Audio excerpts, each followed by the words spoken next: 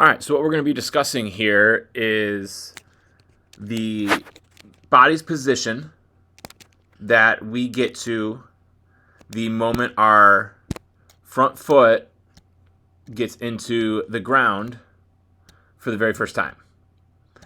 And this moment in time is called our foot strike. So we are going to be talking about the moment when, boom, those feet get into the ground for the very first time. And again, that's called our foot strike position. At foot strike, we want to be looking at our body in two halves. Our upper half and our lower half. At foot strike, we want our lower half to have rotated forward towards our target. And a useful thing to look at to know if we've been able to do that is the belt buckle. And is that belt buckle facing the target? If the belt buckle is facing the target, it's a pretty good chance that we have successfully rotated both the back foot, the back knee, and the back hip. When we're able to rotate the back foot, the back knee, and the back hip, as our front foot is getting into that foot strike position, we will successfully be able to get our belt buckle driving towards the target.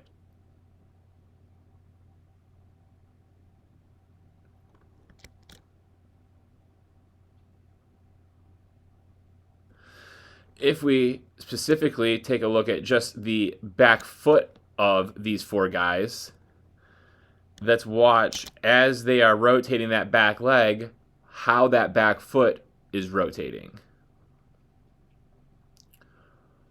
At this point in time, all four guys still have their entire foot flat onto the ground, and then they begin to rotate through or over top of their big toe. Their foot kind of rolls, folds over, or drives forward. And as the foot does that motion, we now shift our view to the back knee and know as the foot is rolling over the big toe, that the back knee is also rotating forward. And how those two things, the back foot and the back knee, are working together. We can also see that as we go to drive and rotate that back foot and back knee, how they do that while they gain ground down the mound and towards their catcher.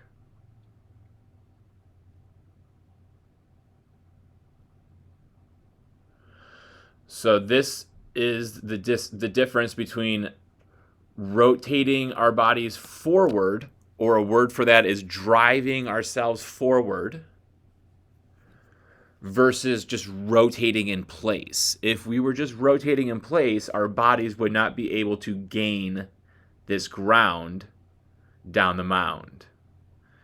Our bodies wouldn't be able to accelerate our power and energy down the mound. And we can then look and see that the foot has the toe, and then the heel is in front of the toe, meaning we have rotated forward. We then go to the upper body, the upper halves, from the waist up, and we want to separate that upper body from the lower body. We want the direction that our hips are facing, which is to the target, to be separate from the direction our shoulders are facing. So we notice we can see the Giants, the Padres, the Pirates, and his number. We can see the Phillies, and we can see the Brewers or Milwaukee. I'm not sure what they have displayed on their jerseys there. So the direction of their lower bodies is to the target, and the direction of their shoulders is still facing, for these right-handers, towards third base, or the direction they have been the entire time. So we rotate the lower body first, then we get into foot strike, then we rotate our upper body second. And the more that we can get those lower bodies to fully rotate to the target by the time that front foot hits the ground, and we've also been able to keep that upper body from rotating and staying back, we will have created as much upper lower half separation or hip shoulder separation as possible. And the more hip shoulder separation or upper lower half separation we can create, the more power we're going to be able to produce, and the amount of stress that's put on our arm is going to be reduced.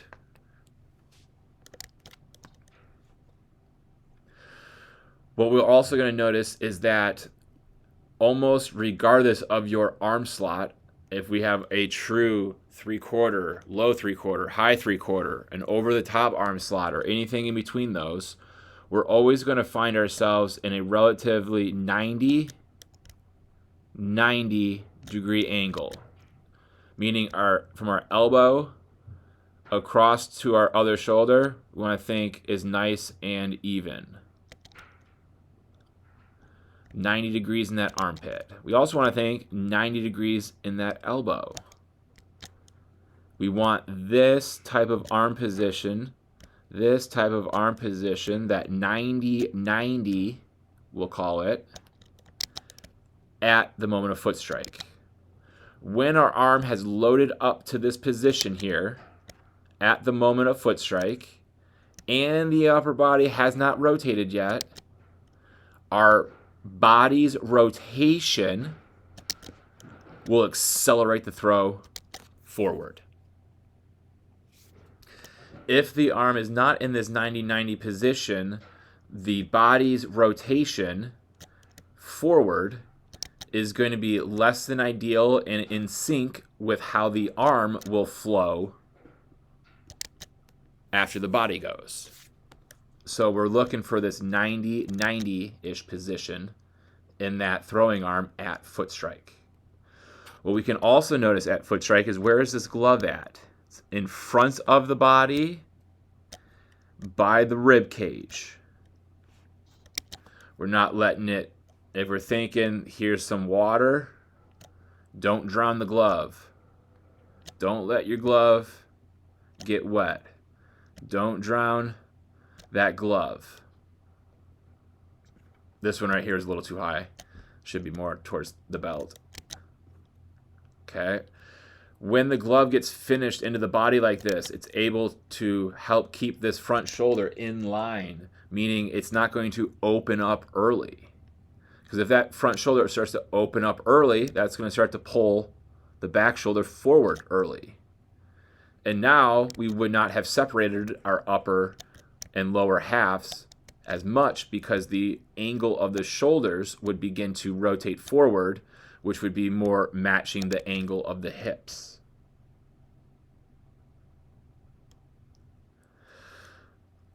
The final thing we're going to look at is this front leg. We see all these guys have different degrees of bend in their front legs.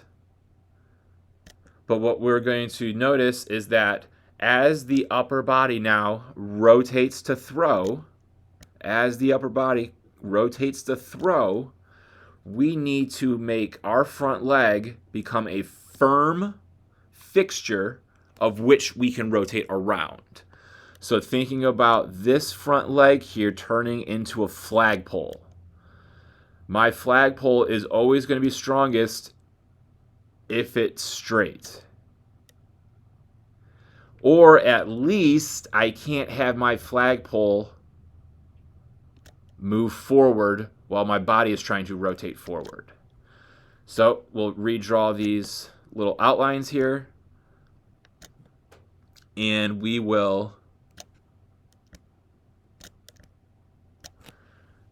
have these guys. Oh man, that's all right. It's going to get back to it anyway. Boom. And now we'll watch as they go to throw.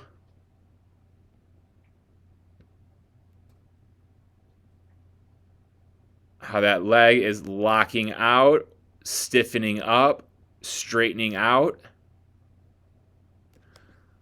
So that now that leg is here. Now that leg is here. Now that leg is here and here.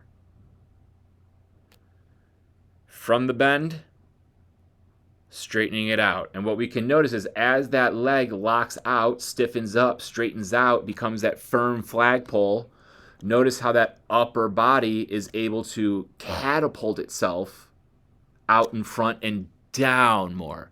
Able to get out in front more. Out in front more.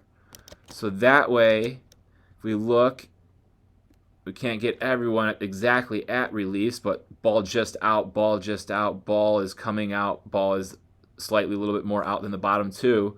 But we're able to look at this angle of the chin to the waist, back out to the front foot, boom, boom, boom. Just how out in front of themselves they're getting. And that's because of that front leg's ability to lock out. So we can see that they're starting, boom, boom, there, and there. So now it's not just the arm throwing the ball down. It's the body throwing the ball down. It's the body going down with the throw. Body accelerating down. And as the body's accelerating down, the lower half is firming up. So that way, as I need to finish all this violent rotation, I have the ability to do that around that firm front leg. I have that ability to rotate around. I can finish all that violent rotation from my back leg around. I can finish all that violent rotation from my hips around. I can finish all that violent rotation out of my back shoulder around. Giving my arm plenty of time to slow down and giving the back muscles, my scapular muscles, all the time they need to activate and slow down that rapidly accelerating arm.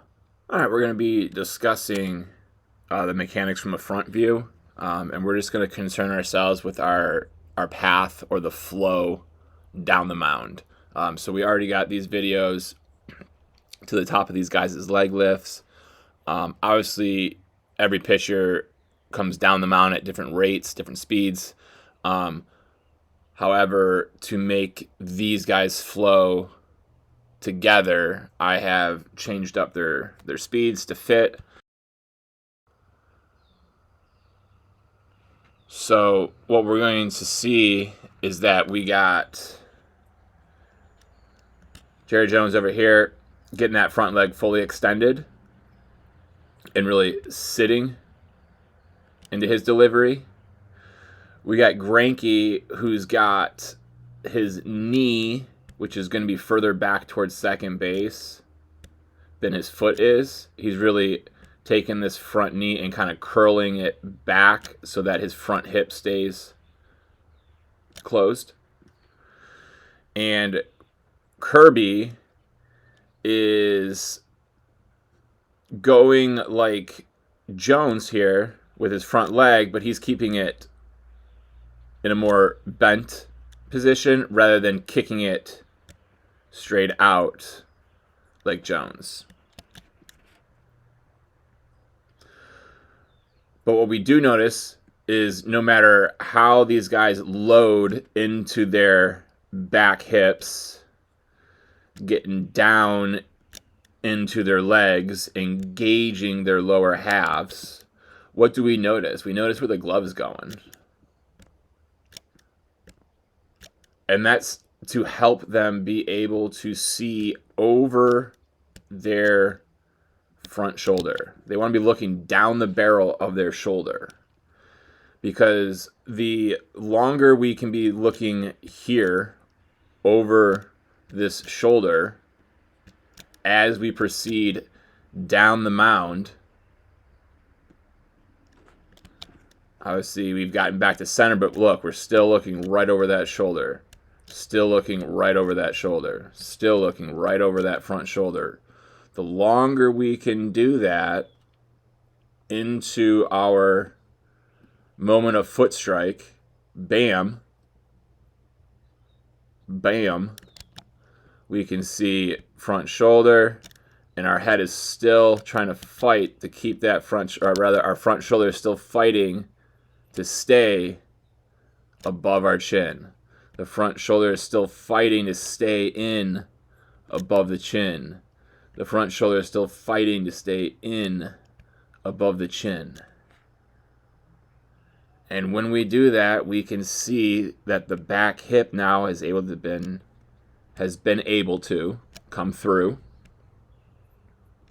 exposing the belt buckle to the batter, to our catcher, but preventing, because that front shoulder's fought to stay in so that we continue to look over it. Look what that's done with our chest. It's kept it squared up, squared up, squared up, as that lower half has been able to fire, and there lies our upper lower half separation that we're trying to achieve. And now here comes the most important part. Getting into this position is key for both our power production, our ability to throw the baseball with our body, thus reducing the amount of stress that's going on through our arm during that delivery, and helping ensure, this wasn't the straightest line here, helping ensure our energy continues to flow to the catcher.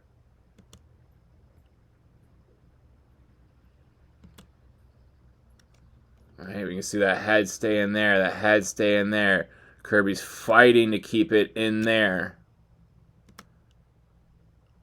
And you can see he's fighting to keep it in there because it did not go more out there.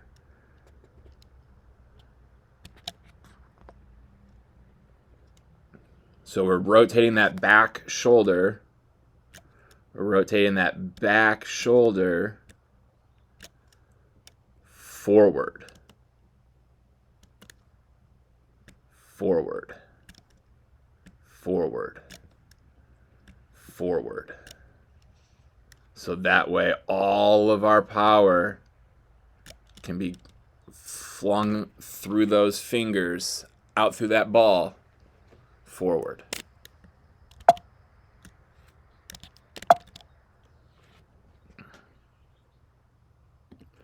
If we watch that again without any interruption.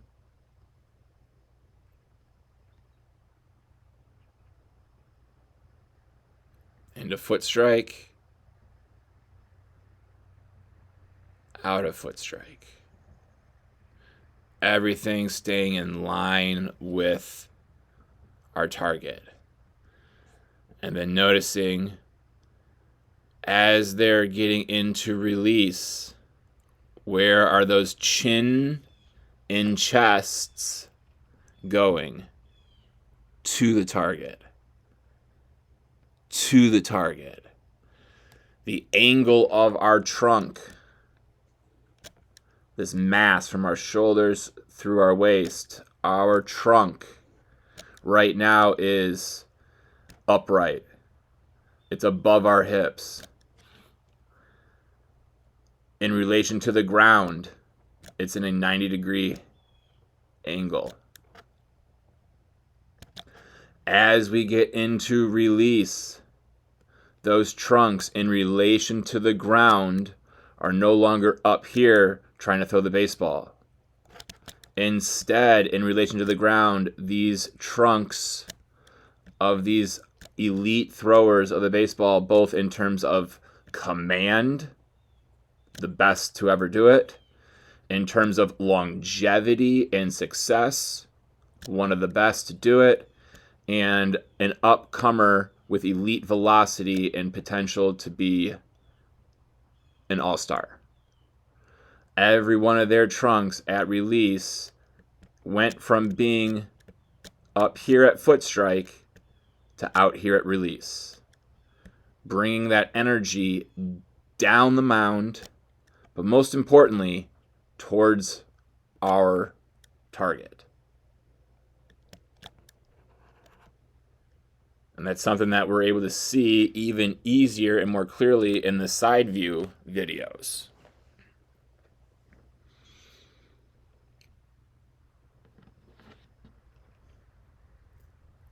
All right, so if we kind of take this back once more and we see these arm slots, we'd say,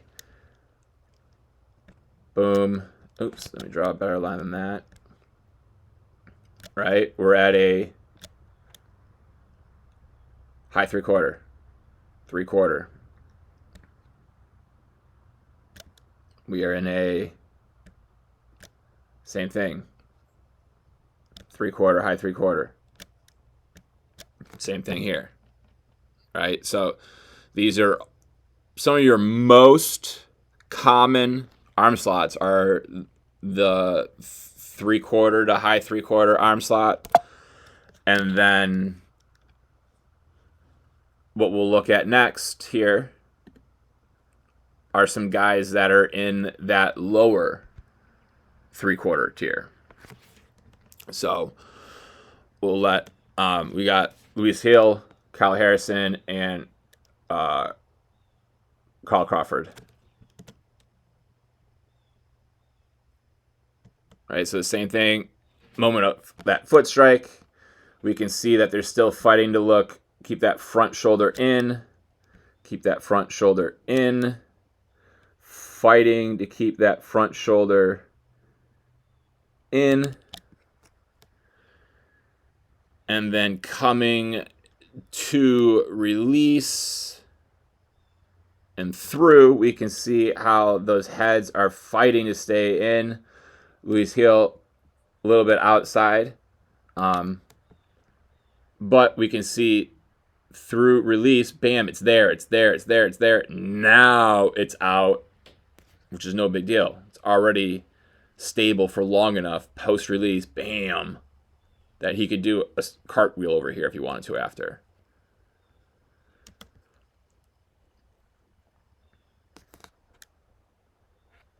So fighting to keep that front shoulder in, and by doing that, the shoulders have stayed squared up, and with a good lower half timing and pattern sequencing, we got the back hip to have come forward, the back hip to have come forward, exposing that belt buckle to the batter, creating that upper and lower half separation that we're trying to seek in order to achieve higher velocities and minimize the stress that's put on our arm during these high intense and continuous throws. If we then take these guys into their moment of release,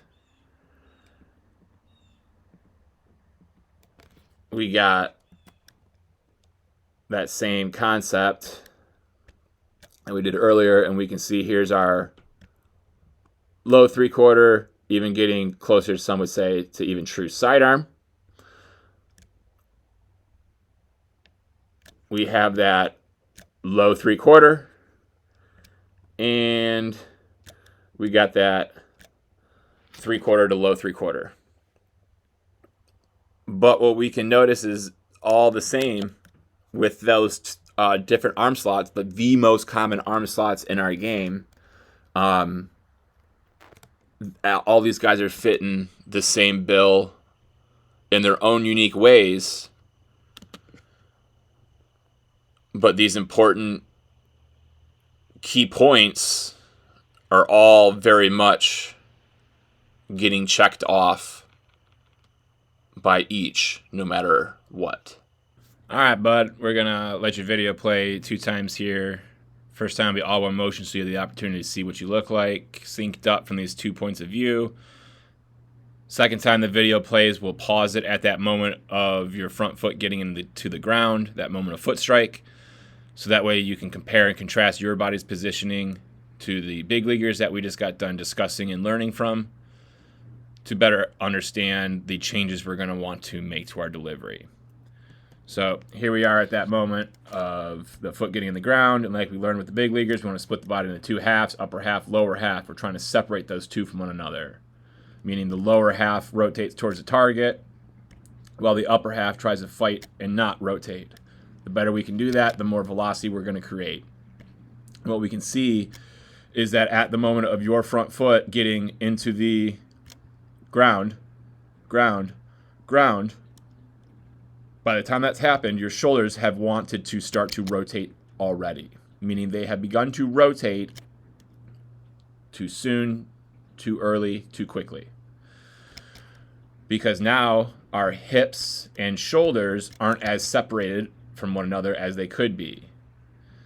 We do a good job of getting the back foot, back knee, and back hip to drive and rotate forward. We do a very good job with that back leg sequencing of movements. We do a good job of this front leg getting rotated underneath our body in a position that we're going to be able to be firm and rotate around. So everything that we're doing from the waist down is very good.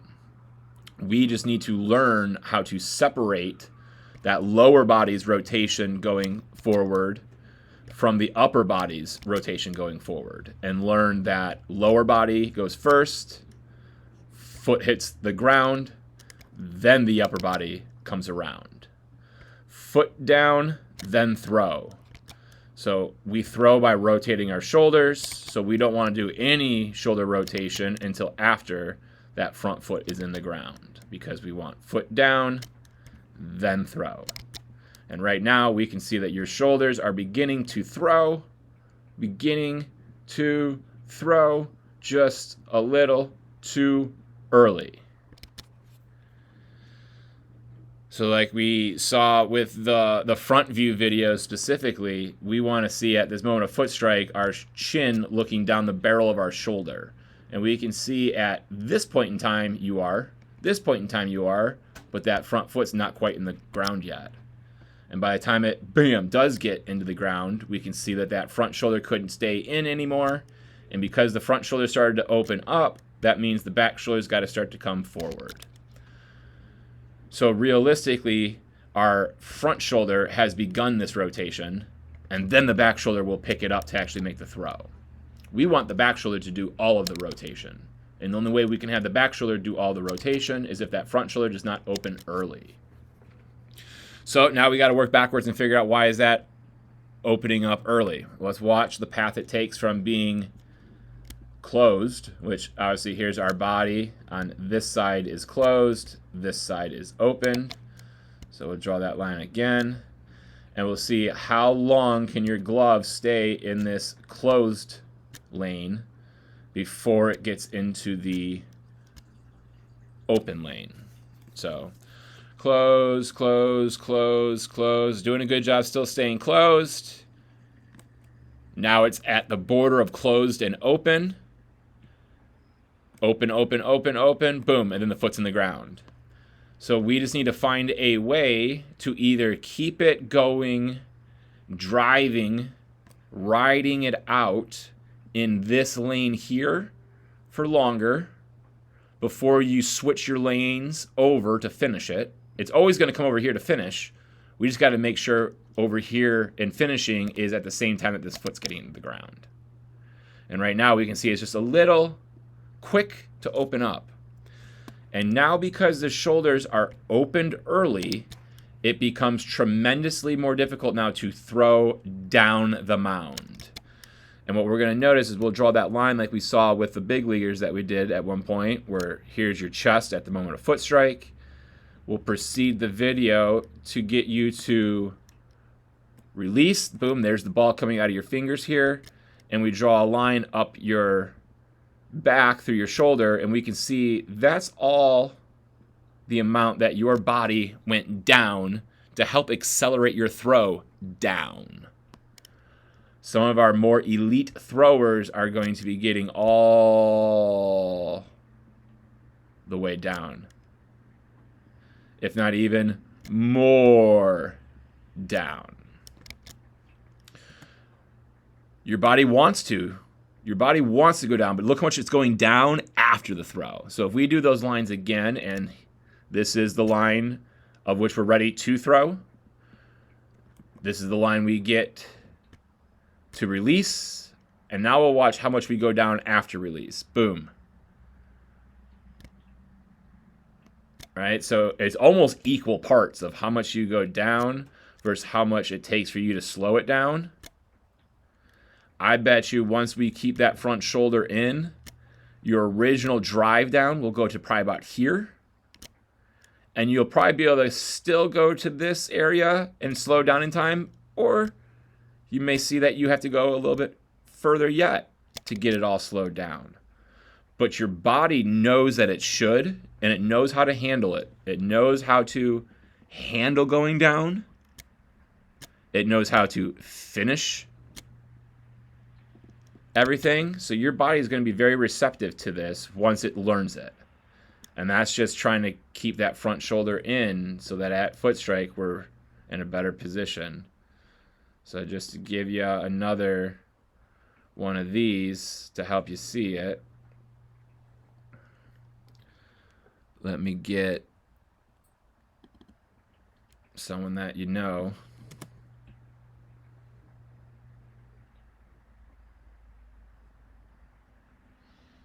Boom. So you see his foot getting in the ground. Boom. Chin, shoulder, glove, looking down that barrel. So how did he get there? Here's his closed road and his open road. And we can just see he stays for as long as he possibly can, even as he's attempting and beginning that tucking or that finishing process. It's occurring still in the closed lane.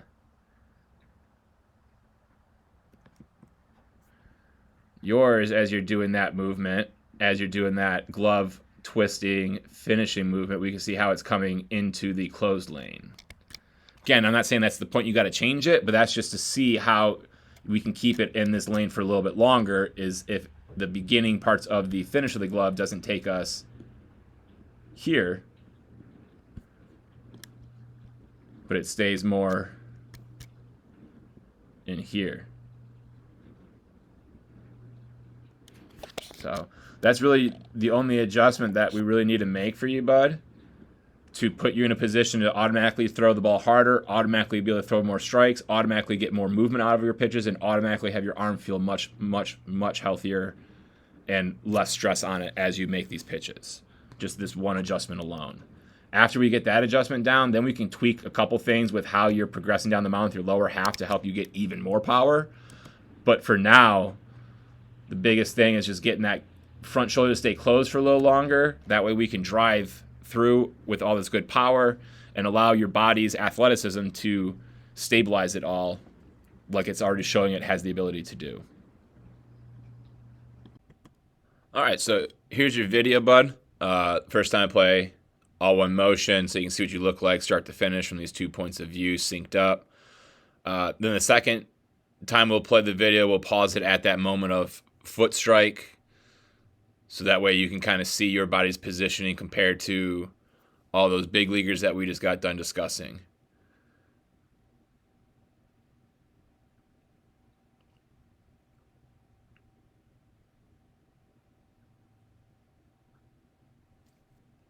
All right, so here we are at that moment of that front foot getting into the ground.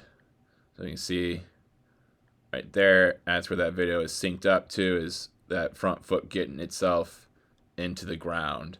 And like we learned in the big league video, cutting that body in half, upper half we want fighting to stay back exactly the way you are, so that way you're looking down the barrel of your shoulder, that glove working its way into that chest, armpit, rib cage area. We have good scapular range of motion here, where we're able to really load this arm back. So this upper body is in a fantastic position at this point in time in our delivery sequence. We then look on how we get there, and we can see we do a good job of getting this glove side out into a position where we can maintain a closed upper body. We stay in that alley for a good chunk of your body's descent down the mound. And then we do an even better job of that tucking, what people would call tucking the glove. I like to call it finishing the glove, because we just bring our body to the glove. We can see it's at this distance here. It's still at this distance here, yet your body is coming to it. And as we proceed from it, that glove continues to stay there as the body works out in front of it. So everything that we're doing with this guy as we proceed down the mound into foot strike and through foot strike is fantastic. And like we said, your arm has the ability to stay through this large range of motion of your scapular being retracted without sacrificing position at the moment of foot strike. So everything going on back here I really like as well. So this entire upper half is performing very, very well up to this moment of time. And then we proceed after this moment in time, and it continues to do a good job of generating power with your trunk. This section of your body here, we can see is upright with itself relatively in the middle of your two legs and a good foundation to drive itself forward with a throw. And what we notice is as you come through, we were here with that trunk. And as we get to release, we can see how much further out that trunk has extended us. And all of this was power that your trunk created for you. So we're doing a fantastic job utilizing our upper body to help our arm create and generate power down through the mound. So this upper half is very, very good. One other thing that we can't notice in the video as easily was your body's ability to try to stay as relaxed as you could through your delivery sequence. And I was able to tell that more audibly than visually, and that was due to your breathing through release. And if we kind of zoomed in over here at your face, we can see as we go through release, boom, that mouth's opening up. We're allowing the breath, we're allowing the energy to flow through us. That's another thing that I really liked while watching you pitch. So the one thing I do want us to make note of is the fact that at foot strike, as we're about to get this front foot into the ground, we can see this is the point in time of which our back foot really starts to fire. And when our back foot fires, that's what kind of helps us get our entire body's mass a little bit further down the mound. Right? And we can see that occurring as that foot is going. Your chest is really getting to be able to kind of accelerate forward during that movement here, during that foot turning over. But we can see as that foot gets in the ground, as that foot gets into the ground and we get into foot strike, we just haven't quite gotten it turned over as much as it could. And we haven't quite gotten the knee turned over as much as we could. And we haven't, therefore, gotten the hip to be driven as much forward as we possibly could. All three of those do, in fact, do that. See, they all do that, but they're also doing a lot of that rotation at the same time that the back shoulder is doing its rotation. So we have minimized the amount of upper-lower half separation or hip-shoulder separation. Because ultimately, we would, like we said, your upper body is fantastic before this point in time, after this point in time, but specifically at this point in time of foot strike. It's picture perfect almost. but we just can kind of notice that your belt buckle, if we go back in time, your belt buckle's facing us. It's going this way, and it's here now. And in the big leaguers, we were seeing trying to get here, but like more realistically, probably somewhere in this area, maybe even in this area. So we just need to get those hips fired through more for you. One of the guys that I first thought of when I was watching you throw, just based on smoothness and body size and how your arm flows very well while you're very under control with your body, is a guy like CC.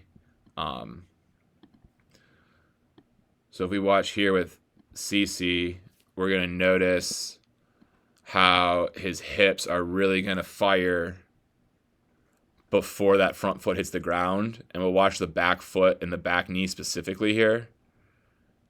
And we'll see at about this point in time, the foot's going to start to go. And the knee is really going to be able to slam forward. And that's really going to help turn this hip over. So we'll let this continue. And we can see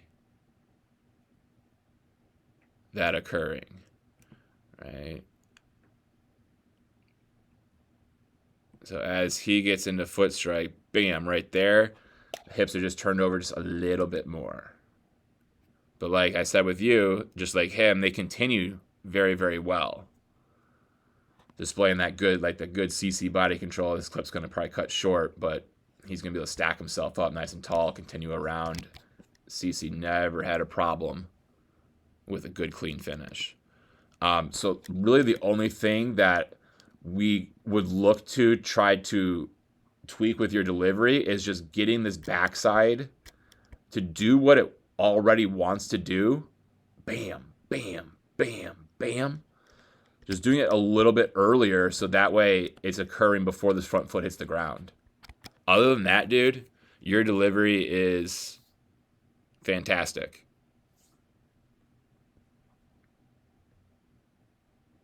All right, we got your video here, bud. It'll play 2 times through. The first time will be all one motion, so you have the opportunity to see what you look like synced up from these 2 different points of view. And then the second time your video plays, it'll pause at that moment of foot strike, so that way you can see your body's positioning compared to the big leaguers that you just learned about. And that way we can better understand the changes that we're going to want to make in your delivery.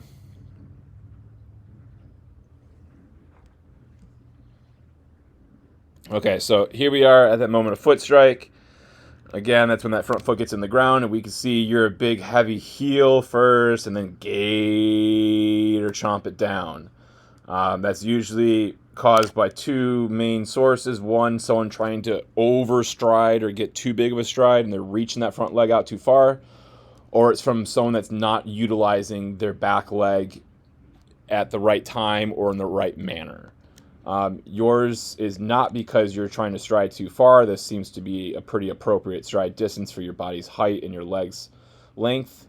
So that means it's because most likely the backside's not doing what it should be doing. So if we take a look at that and watch, as that heel hits the ground, nothing from your back foot has rotated forward yet, and your back knee has like halfway rotated. And the reason it's only halfway rotated is because the back foot hasn't helped it rotate the second half.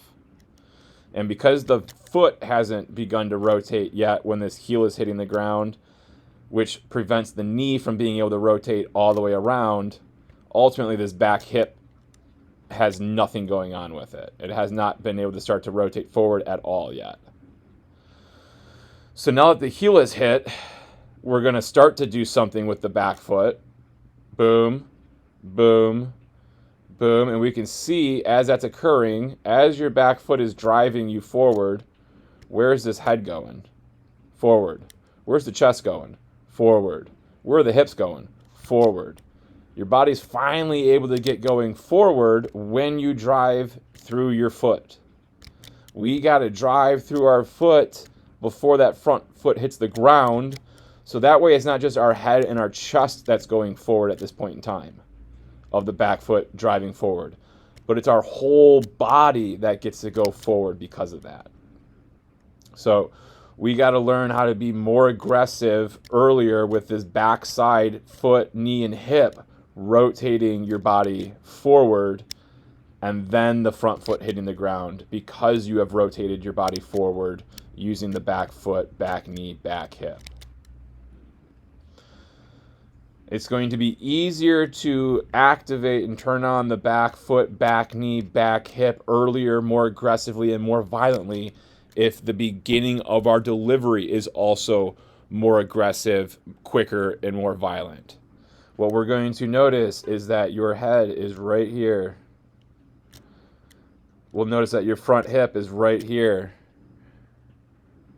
And what we're going to notice is that your body does not progress down this mound towards your target during your leg ascent. Your leg's ascending up and your body just stayed there the whole time. Your leg is going up and your body has not gone towards the target at all. Now your leg is going to begin to descend and our body still is not going towards the target. The only thing our body is doing is going down, down, down, down, down, down, down, down, down. Now that you've gone down, down, down, down, down, as far as your body is willing or wanting to go down, now you are going to begin to go finally out towards your target. Unfortunately, this foot is so close to the ground and your weight is about to start to transfer from the back to the front at this point in time that you're not going to be able to go much further until this foot hits the ground. Boom. Hit the ground. Boom. Hit the ground. Boom. Hit the ground. So if we want this and this and this to do this, rotate forward before this front foot hits the ground, we must get the body going forward sooner. Not only do we need to be more aggressive in our leg lift, getting our body to go forward to help our mechanics be on time, we need to be getting this leg up and getting the body going much quicker. Otherwise, you are going to get dominated in the running game. Runner at first base, all he's doing is just hawking this front heel of yours. As soon as he sees it, boom, boom, boom, boom, boom. As soon as you see that heel flinch off the ground, he's free to get into a secondary or to get into a steal. And if you allow this opportunity for this leg to come all the way up, you go all the way down, and then you start going forward, that guy is going to have 5-6 steps before you get this foot down in the ground in the position for you to be able to start to throw. You're going to give your catcher zero chance to throw guys out for you. So to be able to control the running game, we got to get that leg up quick, get it up aggressively, get the body going sooner. If your leg gets all the way up to here, by the time it gets to here, somewhere in this window, we got to start to see your body gaining ground on the mound. If I pull up really anyone that's pitching from the stretch that is not a closer, right? Closers are usually guys that aren't worried about base runners stealing on them. Okay, Ben Joyce, yes, he may be a closer now, but he did not grow up as a closer, right? He's in the stretch, guys are on base. You got to get it up, you got to get it going. We do that same thing with his head. We draw that line here, and we're going to see as his leg's coming up, he's already gaining ground forward. He's already gaining ground forward. His body is drifting forward during the leg's ascent. So that way on the leg's descent, he's off to the races down that mound.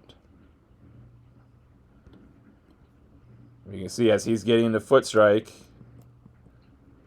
there's that back foot that's turned over, back knee that's turned over, back hip that's turned over.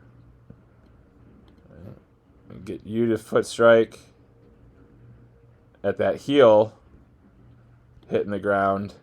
And we see the differences in the back leg. Boom. Boom. Even if we progress you further along and got the foot further in there, we can still see just the slight differences in how much it rotated, All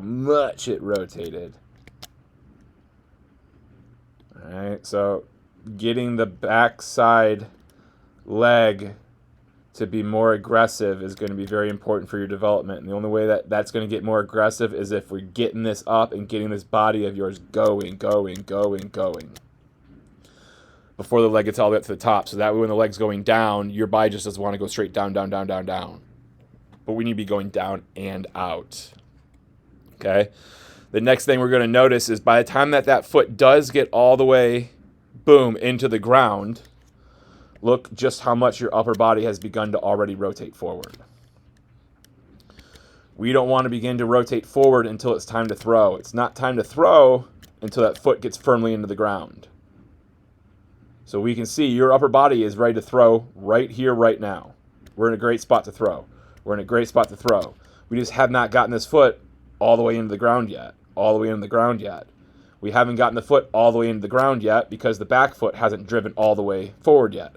Boom, now it has. So again, to clean up all of this mechanical issues that we're seeing, they're all time-based. You're just not on time.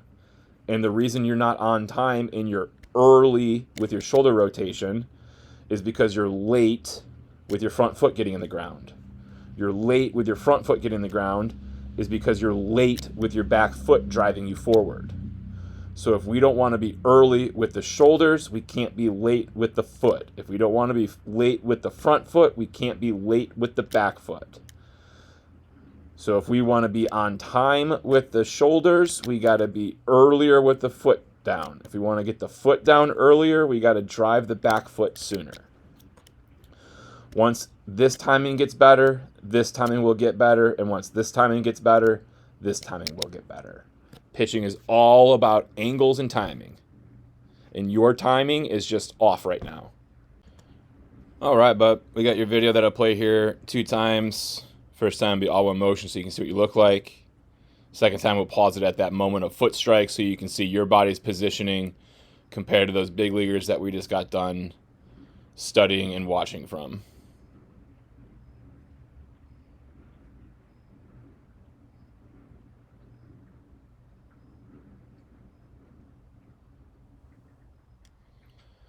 All right, so here we are at that moment of foot strike. Again, that's when that front foot gets itself into the ground and we get some of that weight bearing into that front leg. As we just got done learning, we separate the body, that's not a good line, into 2 halves, upper half, lower half. Like we learned with the lower half, we want to see that belt buckle coming towards that target. And in order for that to be accomplished, we need to have this back foot turnover, the back knee rotate forward, getting the back hip to drive itself forward, and equally as important, making sure that the front knee and the front foot rotate forward so that way that front hip can kind of open up to allow the back hip to come through. What we're going to notice is as your front foot's getting into the ground, we're kind of heavily hitting the inside part of our foot first, and then we roll the rest of that foot into the ground. And what we're going to notice is that you now have your hip and your foot pretty much stacked above one another, but what we don't have in line with that is the knee, and that's over here. And what we're going to notice is as your shoulders now come through to throw, because we can't throw until this front foot gets into the ground. Now that this front foot is in the ground, that means it's time to start to rotate those shoulders to throw the baseball. What we're going to notice over here on this front view is that this kneecap that's inside of your body is going to sway out as your shoulders try to rotate around. So if we allow it to proceed, boom, we can see how that knee is rolling out. And because it rolls out, I'm willing to bet it's now going to get bumped back in. Boom, there it goes. It's in. It rolls out to throw the ball. and now it's going to get bumped back in before it probably stabilizes somewhere in the middle, and it's right there. So if I want to be aggressive and able to throw my shoulders not just around, but forward and down this mound, I need to make sure my front leg doesn't get my lower body in a position where I can't rotate my chest forward and down, and instead I'll get kind of ripped off to the side because my knee is getting ripped off to the side. So a very important thing that you're going to want to work on is getting this front leg to learn how to get, because right now that kneecap's going to third, foot's going to third. We need to get it somewhere going towards the catcher, which is roughly 90 degrees of rotation. Right now you're getting yourself to like 80, like maybe 75, 80% of that rotation. We need to finish that rotation off and get this front leg more underneath our body completely, rather than just the hips and the feet, or foot rather. We need to get hip, knee, and foot more stacked up. If we then look at the upper body, I'm sure it's probably a glaring thing that you're noticing after being able to study those big league videos, is looking at this upper half of your body. We got the front shoulder holding and fighting to stay in, which is great. We got that glove trying to stay in line with the body so that the shoulder can't get ripped out open. So the front half of your upper body is good, but what we can see is that this arm is nowhere near ready to throw yet. Arm ready to throw, like we saw in the big leagues, is that 90-90, the 90-degree bend in the elbow, and then that 90-degree bend in the armpit. And for you, we can see from your shoulder to your elbow is going slightly down, which means we don't quite have that 90 in the armpit, and your hand has not flipped up yet, so we have a 0-degree bend in our elbow. So you see as that arm's coming through, it's coming up, but the hand's not coming up. So now as your hand does come up, it's going to be after or as your shoulders are rotating through. So we need to think about loading the arm up to then rotate and slam it down. Right now, it's time to rotate it around and slam it down. But because it's not up at this point in time, we're not going to be able to slam it down, and instead it's going to look like this. We're getting this big drag where our shoulders are getting way in front of our arm, and now we just got this pushing the ball forward. We're just kind of pushing the ball forward. Pushing the ball forward. That puts tremendous stress on your arm to throw this baseball, particularly, in the front of the elbow there and in the front of your shoulder here, because it's just, you have all this being dragged behind you because the hand was late to get up. By the time your elbow gets in that 90-degree bend, we can see how less of a 90 we have in the armpit and just how much those shoulders have begun to rotate through. So your two major things that we're going to want to clean up here, bud, is learning how to get this front leg to complete its rotation forward, and almost even more importantly, learning how to load this arm up. So from here, the hand flips up rather than the hand going back towards back towards second base. Right? And it doesn't really matter which big leaguer we choose. Obviously everyone has different arm slots, but how it flows is always going to be the same, right? So if we just used, right, we watch Skeens here. Just notice how he's got that same boom as you do. Right, you get you, boom. We get Skeens over here. You two are very similar positions with the upper half at this point in time, but watch the big difference. Is watch where Skeens' hand's about to go. Up. Up. And that elbow stayed there.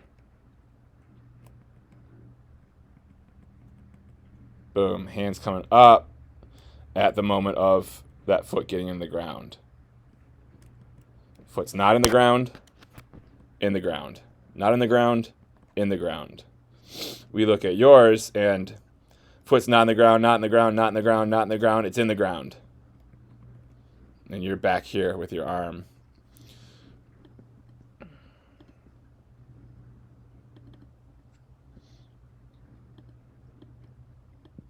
Do that same thing here with the Grom.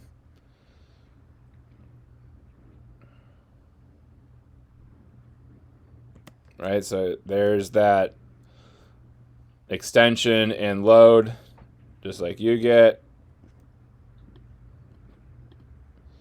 But then here's the big difference. As the Grom's going in the foot strike, that hand's flipping up. Foot's not in the ground, now it's in the ground. Foot's not in the ground, now it's in the ground. From here, hand loads up. From here, hand loads up. Your hand's not loading up in time, so because it doesn't load up in time, the only thing it has the ability to do is go back. Now that it goes back, now it's going to get dragged forward. So, arm path and front leg for you, bud. All right, bud. You got your video here. That'll play it through 2 times. First time will be all one motion, so you can see what you look like synced up. The second time, it'll get played and paused at the moment of foot strike. So that way you can see your body's positionings compared to what we just learned and talked about with the big leaguers. And then we'll be able to better discuss what we want to work on with your delivery here. All right, so here we are at foot strike. 2 things that we're really only going to focus on in your video breakdown here. And these 2 things I believe are drastically going to help you improve your command. One is how far you're striding, and 2, your arm's path and your arm slot. Okay. We can see that obviously your stride's way down here and your foot's super far away from the pitching rubber at that moment in time of which you get this foot into the ground. We're hitting big time heel first, which is one indication that we're trying to really reach further than we really need to get that front foot down out in front of us. So the first thing we need to start working on is learning how to be comfortable with a drastically shorter stride. Like, let's get the toe down like right here instead of the heel being down there, like a whole foot's length less. Okay, that's going to be the first thing that's going to help us throw more strikes. The second thing is knowing that we are looking for this angle that you have here in your elbow and in your armpit, that 90-90. We have a great arm positioning at the moment we want to be for foot strike. And we can see because you got here so early or too quickly, too soon meaning well before that front foot's in the ground, this arm can't hold this position here. And wherever it came from, it will continue to go to. So where did it come from? It came from down here to up here to here to here. So we can kind of see this theme. Where is it going? It's going this way, which means eventually where is it going to be? Boom, boom, boom. And now it's underneath your head and behind your head at the moment of foot strike. So now you got to find a way somehow to rotate your shoulders around. Meanwhile, they've already drastically been opened and rotated around too early. Why is this too early? Well, like we said, right here, this is ready to throw. Right here, this is the position we're looking to see our upper body being in at that moment of foot strike. But because you're trying to stride so far, a bigger, longer stride takes more time to get through. And because it's so long, it's taking up so much time, you've gone beyond the point at which your upper body says, let's go throw, let's go throw, let's go throw. And because your lower body is saying, yo, not even close, not even yet, your upper body is like, okay, I guess we'll try to not throw, we'll try not to throw, we'll try not to throw, we'll try not to throw. And now you're stuck in this position here because your upper body has been trying not to throw because it's impossible to throw until that front foot hits the ground. So now you're stuck in this position where the ball is not only behind your head towards second base, but it's behind your head towards first base. So now it's got to get out from both of those. Usually it just comes from behind second base to go towards home plate, which would make sense, right? It's here to go there. But now it's got to go from here to here to here to here somehow. And we're then stuck with this extremely high arm slot. I mean, if we did a clock, here's 12. Here's 9. We got to draw 2 more in there to get 10 and 11 as equal as we can. There's 10. There's 11. You're pretty much at like 11:55.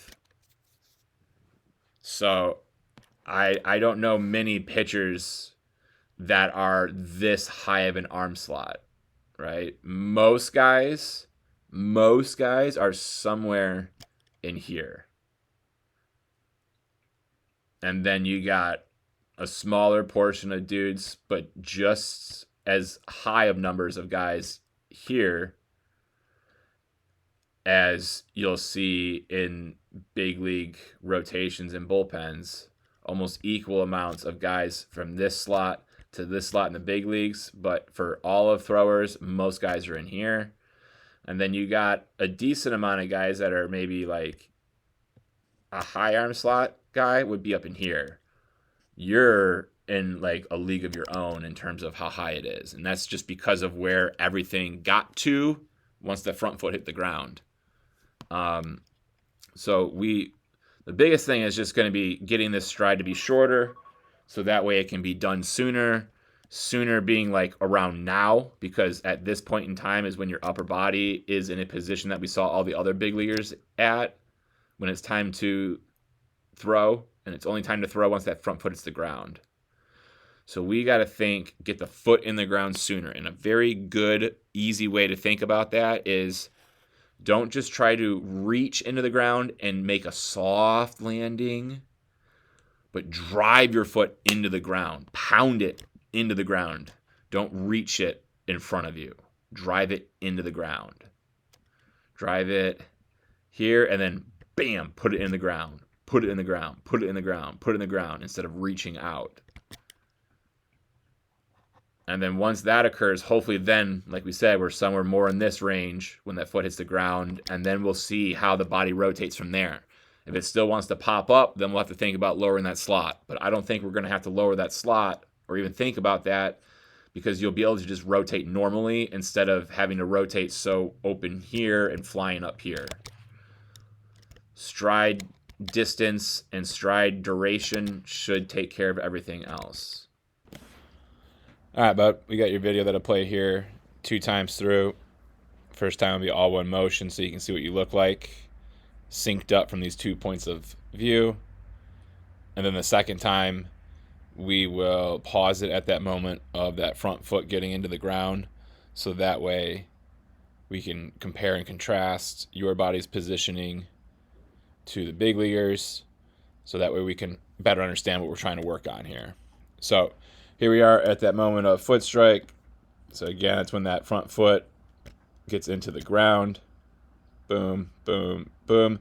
And then we get some weight into that front leg. So there's your moment of that.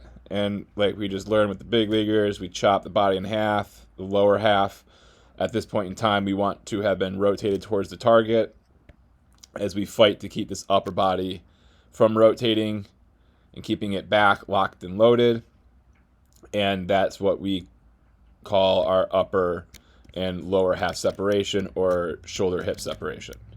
The more of that we get, the more velocity we can achieve, and the less stress is going to be put on our arm while we make those throws. Two things which are very important for us as a pitcher. So we watch and we see how this front leg is doing a good job staying closed, so that way the front hip stays closed as we proceed down the mound. And then at a certain point, you can't hold that closed position any longer and still be able to rotate out from underneath yourself. And we see we do a very good job of getting this leg in a position here where we're going to be able to rotate our shoulders not only around, but also in front of, or getting the chest down out in front through release. So the front leg during this progression down the slope is doing a very good job. We then shift our focus to the back side leg and know that we're trying to get this back hip to rotate and drive forward, the back knee to really rotate forward, and really getting that back foot to turn over to get our entire body to drive down that mound. And what we can see is that back knee is really fighting to turn over. And what I mean by is really fighting to turn over is that we get into such a deep depth in that back knee. We really bend down. We really sit into this back hip very early. You are in your max sit before your body has been able to gain any momentum down the mound. So now that you're sitting in this super short chair, you now got to drive your body at this really low height with just this back leg. And what we can see is, because you're in that so low position, we don't have any momentum going forward yet, your front foot kind of kicks out to help get you going. And then now that knee kind of is like falling in. The knee is falling in, and then now it's going to try to rotate, rotate, rotate, rotate, rotate. Until then, it's just kind of collapsing, and it's just kind of going this way. And that's because that's your way of getting this to finally start going forward, is by your knee kind of collapsing, and that's kind of getting your body to go forward. So now finally your body's got some momentum going forward, and now we can start to finally rotate and turn over and drive forward. So although our lower body is getting into good photo appearance, a freeze frame, everything visually is looking the way it should down here, we're just getting to these positions in less than efficient ways. And when we're not efficient in our delivery, velocity gets sacrificed, and arm efficiency can be sacrificed, meaning extra stress being put on our arm to make these throws. And we make so many throws in a game, so many games in a week, so many weeks in a season, so many seasons in a career, that if we want to be able to do it and sustain it for as long as your career can be without injuries, we want to try to maximize those. So what we want to think about is, instead of your body raising this leg up and your body's staying here the whole time it's up. So your leg comes all the way up, and now you're going all the way down, and now you're just going to go straight forward. So if we kind of went from your back hip, roughly somewhere there, and now it's like roughly somewhere here, and now it's roughly somewhere here, and now the rest of the way, this hip is going to be pretty much just going straight this way.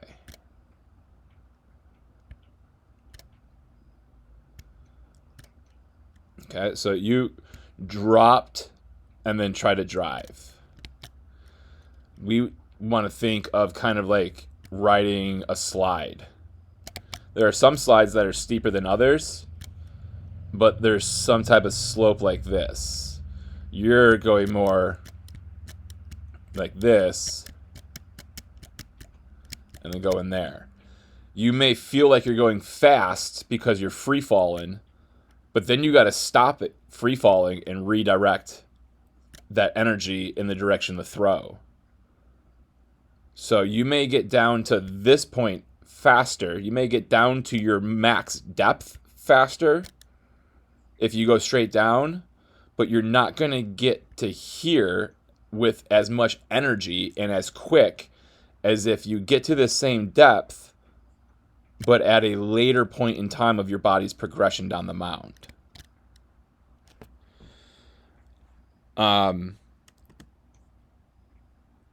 If we then play that back so you to see kind of all one motion, you're kind of just going down, down, down, down, down, and now we're trying to push out, out, out, out, out. If we can be more of a slope, we're going to be able to create more power. After that, the arm is in a good loaded position, ready to go. We're trying our best to keep that shoulder in, looking down it, and having that glove in a good finished position. All right, that's why I always kept harping it in your catch play to make sure that glove is finishing, because it becomes super important here, because you will notice some of your other teammates, they were getting that outside, opening up a little bit. So what we're going to want to look at finally is how much of your body are you using to make this throw, right? Your chest is here. We want to be sending the chest out in front and releasing out in front, meaning our chest has got to get down this mound. So we'll draw this line through your head, through your sternum, through your belt buckle, and then we'll play this towards release, and ball is out of your hand there, so it's coming out in between these frames here. So we'll just stay there. Boom. We did not use our chest very much to get this throw out in front of us, let alone down this mound. Do that again. Boom. And release. And you're right there. That's going through your eyeballs. So now what we'll do is we'll pull up some low slot guys. They happen to be left-handed. There's just more lower lefty slot guys that I have film of or know of off the top of my head than there are righty low slot guys. Kyle Harrison is just pitched his first full year in the big leagues this past year. Right, so here he is at foot strike. We'll pull him more this way so his lines don't interfere with yours. But there's foot strike. We'll proceed Harrison through his delivery. There's that ball coming out of his fingers there, and we can just see how much more through his eyes, back through there, just how much more down he's able to go compared to what you're able to go. It's not just how much you can rotate that arm across your body. It's it's not about necessarily how fast you can rotate it or how aggressively you can rotate that arm across your body or how aggressively you can rotate your shoulders side to side. It's about how aggressively you can do that while launching it or catapulting it to your target. That's where elite velocities, elite late movement, elite braking stuff, and elite repeatability within the strike zone occur. If we get another guy, again, he's a lefty, but he's a low slot as well. Cooper here from Oregon State with the Cardinals. And we'll do very similar like we just did with Kyle Harrison. And as he's getting into foot strike, there's his line through his head, sternum, and belt buckle. And we'll watch as he gets through release, ball's coming out after this frame, and he's also almost, if we just drop this down some more, exactly like Kyle Harrison. What we'll notice is as we come through release, that angle continues, right? And now we're here. So we threw to here and then finished through there. Get Kyle Harrison back up. There's obviously his line still fit and perfect. Get him through release. And there's the same thing, Kyle Harrison coming through. So throw into this line, finishing down through that line. Come over to yours, and it may look like it went further down, but we do that same line because we got to go through here. It's because you just kind of went forward more. Right? You're just going towards the target. Your head's going towards the target more. So your chest is just going forward more. The angle, yeah, maybe a little different. But if this line just continued, if I just kept drawing this the same, up, up, up, up, up, it's almost exactly the same as where we were. So we just want to learn how to use this chest to throw the ball down and not just try to fling it around. Because we can see it comes out of that hand pretty darn early, which leaves it very easy for some consistent misses with the fastball. We want to be out in front releasing it, not so much just to our side releasing it. If we then get a front view for Kyle Harrison,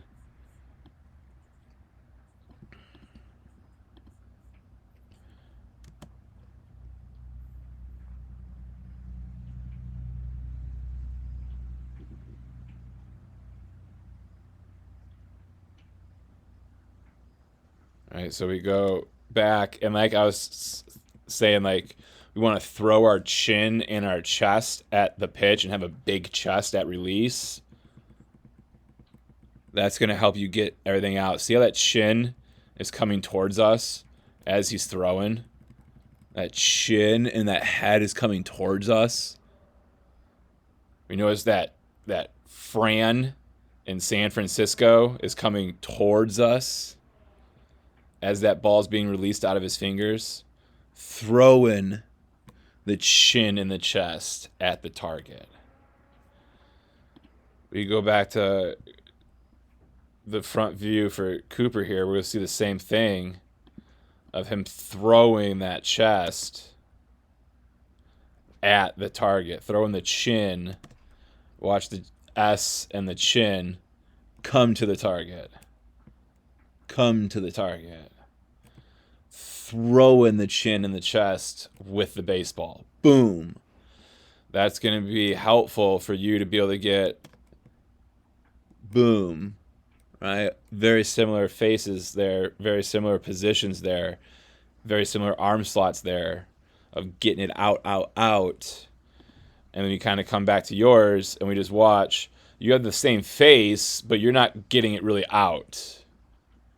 You're going forward, but it's the head that's going forward. It's not the head and the chest as much.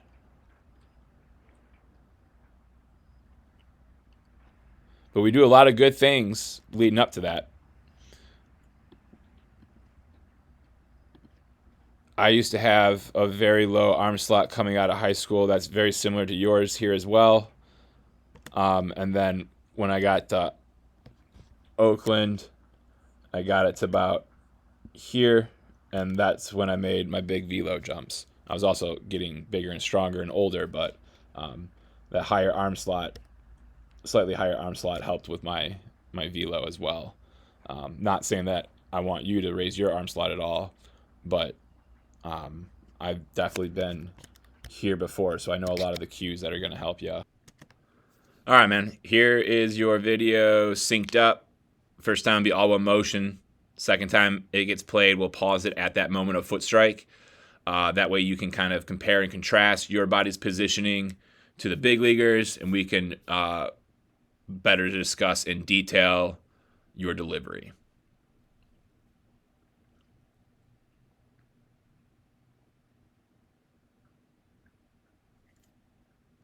All right.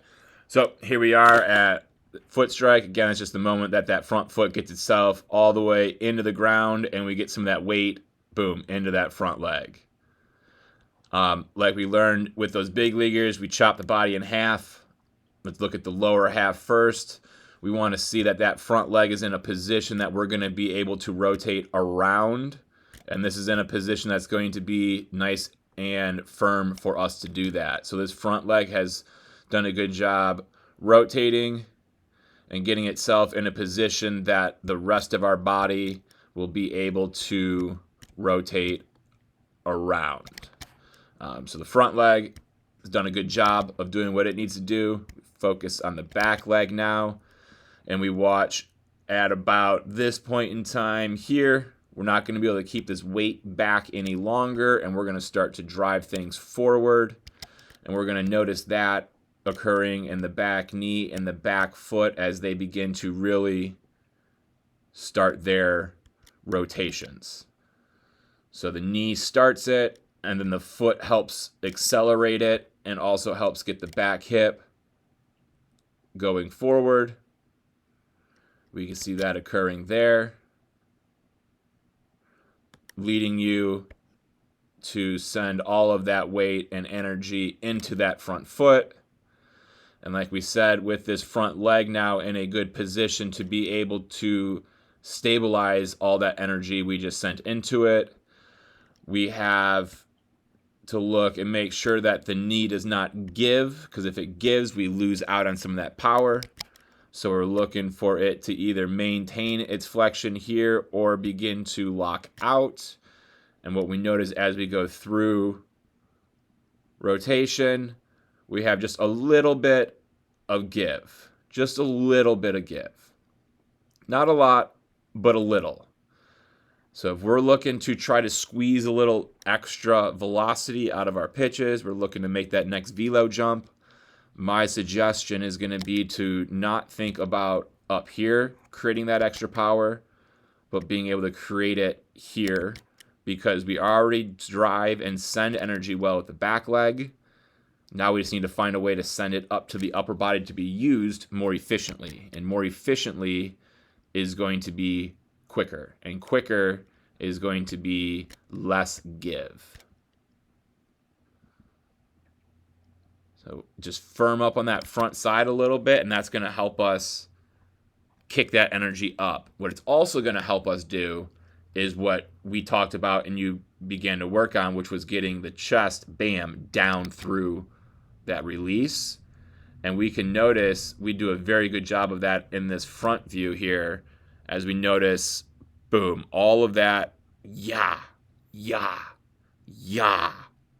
started from up here and got pulled down here. And not just with the arm, but with the body sending it there. Bam. And we'll be able to send more of it down when this can get firmed up, like we noticed with those big league examples. Other than that front leg potentially getting a little bit firmer for us, a little bit more stable for us, everything in the lower body is very well put together.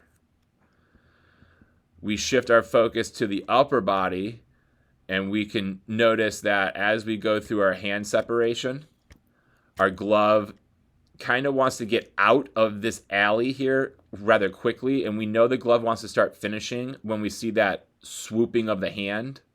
So we kind of look right here, and when we get this swooping of the hand, that's your body's way of saying, hey, we're about to get ready to throw, so we got to get ready to finish this glove. We need to try to find a way to keep it over here just a split second longer before it wants to start to finish, because what we're going to notice is because it's wanting to start to finish a little early, boom, there's our shoulder good in alignment with our rest of our body and our chin. And as we get that front foot into the ground, we can notice that shoulder starts to open a little early on us. We can also notice with the side view here, it's harder to see the W in your World Series as we get that front foot into the ground. So if we don't want that front shoulder to open up as early as it does, we got to think about keeping that glove from finishing as early as it does. And for you to do that better, or for you to make that adjustment easier, we just need to think about keeping this glove in this alley for a little bit longer. Let it ride itself out longer before it wants to start to swivel into its finish. The way it finishes is fantastic. How it finishes is fantastic.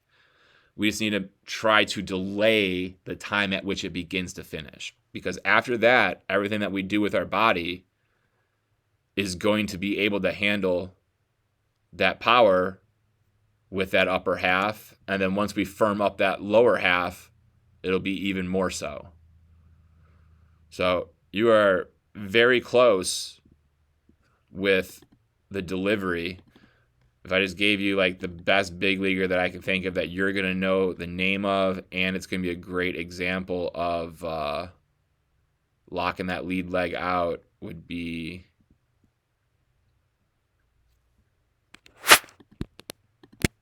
Verlander's clips. So we just watch that lead leg and notice once it gets in the ground, it has a bend to it just like yours. But we're going to notice a drastic difference in what it does after. So boom, there's foot strike. And then you notice how it's locking out. Almost to the point it looks like it's hyperextending in the knee.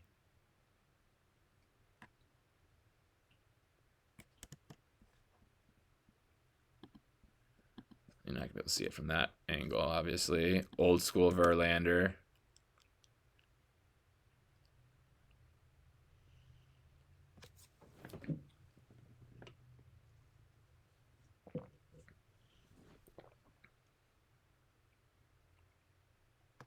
Same thing. We don't need to see rehab Verlander.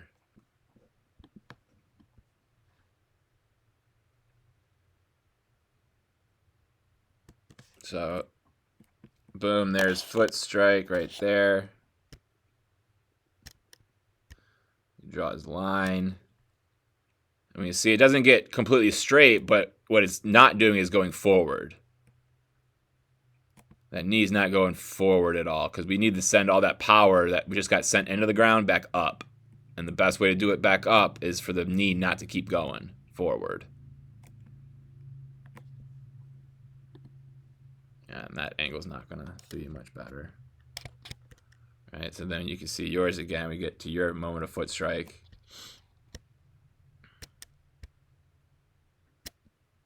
And then as you're trying to make your throw, it just kind of keeps going and giving just that little bit. Just squeezing a little bit of velo out from what you could potentially be throwing. But after that, all in all, dude, looking real good, real clean, especially when we get that trunk really driving down and we work from a better set position where it's not so wide where we have to really rock back, but we can just lift it up and start going.